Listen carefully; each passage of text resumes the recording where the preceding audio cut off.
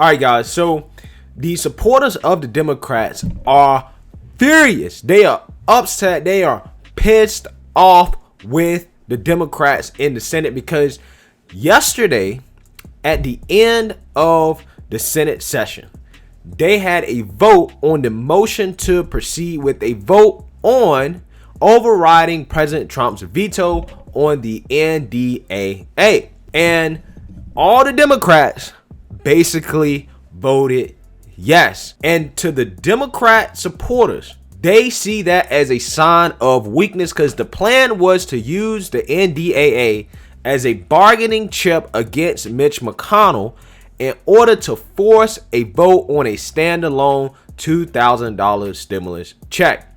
Now, again, the supporters of the Democrats are fierce about this because basically, if there is a vote on the NDAA, which may be happening as I speak, and most likely it's going to override President Trump's veto, that basically takes away all the leverage that the Democrats can have in regards to trying to get McConnell to have a standalone $2,000 stimulus.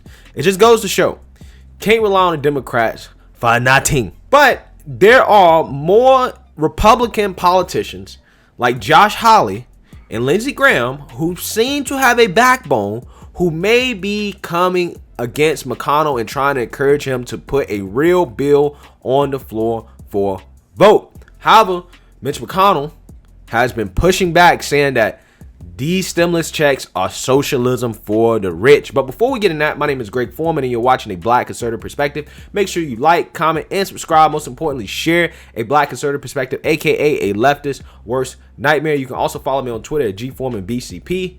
Let's get it.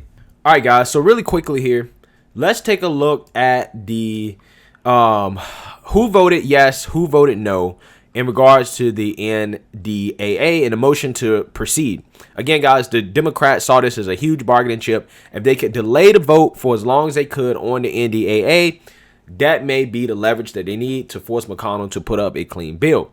Now, basically, there was 80 yeas, and then there was 12 nays, and then there was 8 not voting, right? So we can see the nays on this was Ted Cruz, Josh Hawley. Let's see here. Bernie Sanders, Elizabeth Warren, all the big names there you can see. And then you have the not voting, which is interesting that you see Tom Cotton didn't vote. Kelly Loeffler didn't vote. Lindsey Graham didn't vote. And David Perdue didn't vote. And Marco Rubio didn't vote. Now, Lindsey Graham has come out for the $2,000 stimulus check. Loeffler, on paper, she says she's for it. Perdue, same thing on paper. He says he's for it. And Rubio has said that he is for it.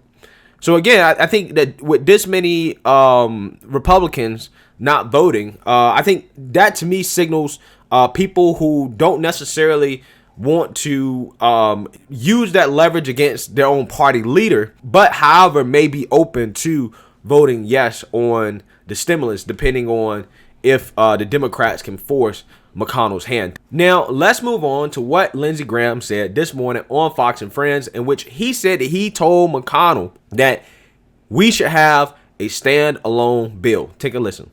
To the Capitol Hill standoff and where things stand with the $2,000 stimulus checks for the American people. When President Trump first made that push, everyone said, no way that happens. Then, of course, the House did it. Now it's sort of sitting in limbo with Majority Leader McConnell, who says there's no realistic path forward. Where do you see things standing? Well, I think if you had a standalone vote on the $2,000 check, it might pass. Here's the facts. 70% of Republicans don't want to go to $2,000. They think it's a $430 billion cost to the Treasury. They think it's an inefficient way of giving money to people who are hurting, because a lot of people making $75,000 or less haven't been out of work. But I'm with the president on this. I'm in South Carolina. Our economy is really hurting here. So McConnell is right. There's no way to get a vote by January the 3rd. The new Congress begins noon, January the 3rd. So the new Congress, you could get a vote. And here's what I'd like. I'd like a standalone vote in the new Congress on the $2,000 check. We have 7 Republicans who've already said they would vote for it. We need 5 more. I think if we had the vote, we would get there. But I want to vote on repealing Section 230. The untold story is that Democrats are in the pocket of big tech. President Trump wants three things: a commission to investigate fraud, $2,000 checks, and to repeal Section 230. I'm urging Senator McConnell to give a standalone vote in the new Congress after January 3rd on all three measures. And I would predict that if you had a standalone vote on the $2,000 check, it's better than 50-50 it would pass. So just very quickly, Senator, sorry, Rachel, one follow-up on that, and that is, so if you do the standalone, what about the fiscal conservative aspect of this? You've heard some conservatives talking about you just can't add, 200, 300, 400 billion to the federal debt. Well, it's $400 billion. They're not wrong to be concerned about the expense. They're not wrong to be concerned by the fact that this is not the most efficient way. There are a lot of people who make $75,000 or less a year that work for the government that haven't been laid off one day. But I've seen with my own eyes the destruction of small businesses in South Carolina. I am with President Trump on this. I think a family of four, if they got $8,000, it would help our economy. I think they need the $8,000. If the vaccine is on the way, I can't wait till it gets here in large numbers. But until then, our economy is hanging by a thread in South Carolina. So to my fiscal conservative friends, I understand your argument, but I think the facts on the ground throughout the country would require us to do more than 600. 600 is not enough. 2,000 is about right, in my opinion. And I'm willing to vote. And here's what I want Senator McConnell and Democrats to do. Give us a vote on three things, not one thing. Repealing Section 230, a commission to investigate fraud in this election, and a vote on a $2,000 check. All right, guys, so you hear Lindsey Graham there. Basically what he's saying is that he wants Mitch McConnell to have a standalone vote on three separate issues: the $2,000 check, the repeal of 230, and the election fraud investigation committee. Mitch McConnell right now has a bill with all three, plus a foreign election interference investigation committee thing in there as well. So he basically combined all those into one bill, and he wants the Senate to just vote on that whole bill because he knows that basically it's not going to pass, and that Kelly Loeffler and David Perdue could safely vote yes on it, so they could say that they voted for $2,000 checks. What is interesting is that Lindsey Graham is coming out against this argument that fiscal conservatives make, which we can't just spend $400 billion. That's reckless. We are borrowing money from our future and our kids. And this is a common argument among those on the right in terms of right-wing economic policy. Now, Lindsey Graham basically said, well, I agree with you, but right now, a state like mine, South Carolina, which is a conservative state, a red state, is really hurting really, really bad. And South Carolina has actually tried to stay open, right, for the most part, and they're still really, really hurting. And in this moment, we need that direct relief. Now, that's what Lindsey Graham's argument was. And Lindsey Graham said that he actually told Mitch McConnell this morning. But obviously, Mitch McConnell didn't really take it into much consideration, because he came out and said this morning, in which he called the $2,000 stimulus checks socialism for rich people. Take a listen. Yesterday, the Senate was finally able to proceed to this year's National Defense Authorization Act. A few of our Democratic colleagues have pulled out all the stops to hold back this crucial bill. But last night, a big bipartisan majority of 80 senators voted to proceed. There should be nothing controversial about giving our brave men and women in uniform the tools and training they need to stay safe. There should be nothing controversial about continuing the work of rebuilding and modernizing our capabilities. It should be a nonpartisan proposition that America should keep pace with Russia and China rather than slip behind. We've enacted an annual NDAA for 59 straight years and counting. In the next few days, the easy way or the hard way, we're going to do our job once again. This body will fulfill our responsibility to the men and women who protect our country. So the Senate will be here until we finish this bipartisan legislation. Now, for several days, we've heard some senators say Congress must send more cash to high-earning households who haven't seen any income disruption during COVID-19. Our colleagues who purport to be the champions of vulnerable Americans now say that what struggling people really need is for Congress to stop focusing on targeted relief for them specifically and to instead send thousands of dollars to people who don't need the help. Experts from across the political spectrum agree that our colleague from Vermont is dead wrong on this. Socialism for rich people is a terrible way to help the American families that are actually struggling. So let me say that again. Borrowing from our grandkids to do socialism for rich people is a terrible way to get help to families who actually need it. Washington Democrats took President Trump's suggestion and skewered it so the checks would benefit even more high-earning households. Imagine a family of 5 where the parents earn $250,000 per year and have not seen any income loss this past year. Speaker Pelosi and Senator Sanders want to send them $5,000 from Uncle Sam. They make $250,000. Nobody's out of work, but our so-called progressive friends say the household needs, quote, survival checks. In fact, they believe a family of 5 should have to earn $350,000 before the spigot of government money would stop entirely. Socialism for rich people.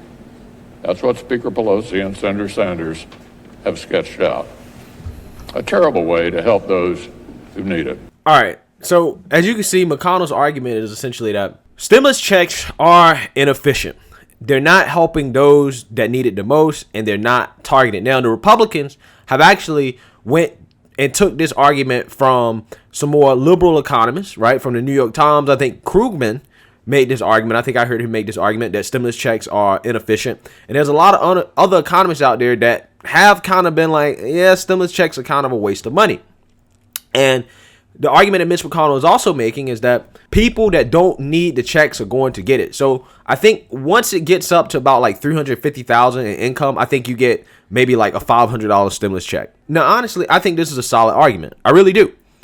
I think that, you know, if you're talking about getting money to those that are most vulnerable and those that need it the most, then stimulus checks are definitely not the most efficient way to do that. However, I will say a counter argument to that is that the whole point of getting out stimulus checks to people is that, one, it is the fastest way to do it. And by definition, those who are unemployed are probably, a lot of them, overwhelming majority of them are probably going to get a check on top of their unemployment. So now they don't necessarily have to wait or go through the state process in order to get some relief. So getting stimulus checks to people, even if a small minority of them do go to people that make more than $75,000 a year, you're still going to be getting them to a lot of people who actually really do need them in a way that is the fastest way possible, because we already have that system set up. Now, that's the counter argument. I'm just trying to present both sides. And along with presenting both sides, I think it's fair that I at least show Bernie Sanders' counter argument to Mitch McConnell, because this was basically a debate and Mitch McConnell called him out. So I just want to show what he said as a response. That Majority Leader McConnell has made his inaccurate statements. Now, I'm delighted that after talking on the floor of the Senate for years about socialism for the rich, apparently that has gotten across to my Republican friends. Of course, that's what we do every single day. That's why we have the incredible level of income and wealth inequality that exists in this country, because decade after decade, we have used this body to provide massive tax breaks to the rich, provided corporate welfare to corporations who don't need it. That is socialism for the rich. Majority Leader is right. But let's talk about, in fact, what is in this bill. According to the Tax Policy Center, less than 1% of the benefits of the direct payments, that's the $2,000 per working class adult that Senator Schumer and I are talking about, less than 1% would go to the top 5% of Americans. Virtually nothing goes to the very, very rich. Overwhelming majority of those funds go to the middle class, the working class, low-income people who, in the midst of this pandemic, are in desperate economic condition. Now, again, I am delighted to hear the Majority Leader talking about socialism for the rich, and I hope we will continue that discussion in the next session.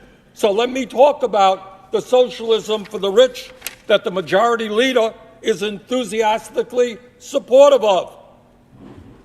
Majority Leader helped lead this body to pass Trump's tax bill. Now, you want to talk about socialism for the rich, Mr. Majority Leader? Under that bill, Charles Koch, one of the very richest people in America, he has a net worth of $113 billion. That bill gave Mr. Koch a $1.4 billion tax break. Majority Leader, that sounds to me like socialism for the rich.